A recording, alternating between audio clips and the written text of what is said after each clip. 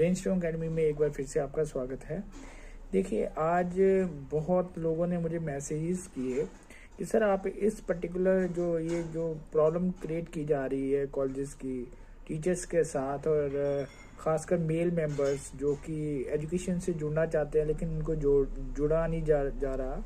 I think उनको उसमें involve किया ही नहीं जा रहा। ठीक है, मैं बात करना चाहता हूँ हमारे एजुकेशन सिस्टम की, जहाँ पर जो बोलबाला है वो ज़्यादातर फीमेल्स का है, क्योंकि फीमेल्स जो हैं वो अपना नुकसान तो कर ही रही हैं, वो हमारे एजुकेशन सिस्टम का भी नुकसान कर रही है। मैं नेगेटिव बोलना तो नहीं चाहता, लेकिन ये ट्रुथ है, ये रियलिटी है।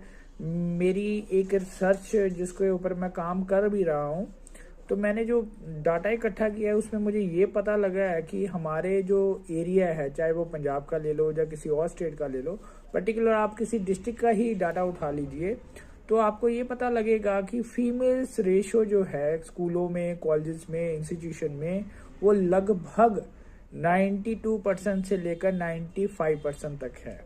मेल मेंबर उसमें कहीं भी आते ही नहीं है। अब ये क्वेश्चन अराइज होता है कि क्यों नहीं आते मेल मेंबर, इससे बाहर क्यों जा रहे हैं। देखिए, पहली बात तो ये है, जो सैलरी पैकेज होता है वो फीमेल्स कम सैलरी में भी एडजस्ट कर लेती हैं।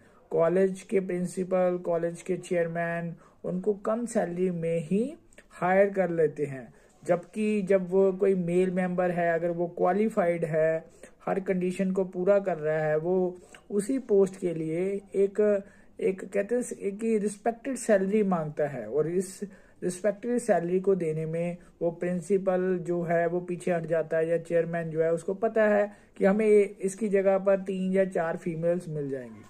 तो आई थिंक मुझे लगता है कि फीमेल्स अपना नुकसान तो कर ही रही हैं। कल को उनके बच्चे जो कि टीचर एजुकेशन में जाना चाहते हैं, या उनका बेटा या उनकी बेटी कल को इस एजुकेशन में आएंगे, जब तक वो इस सिस्टम को खराब कर देंगे तब तक उनका अपना नुकसान तो होगा ही होगा, आने वाली जनरेशन का भी नुकसान होगा।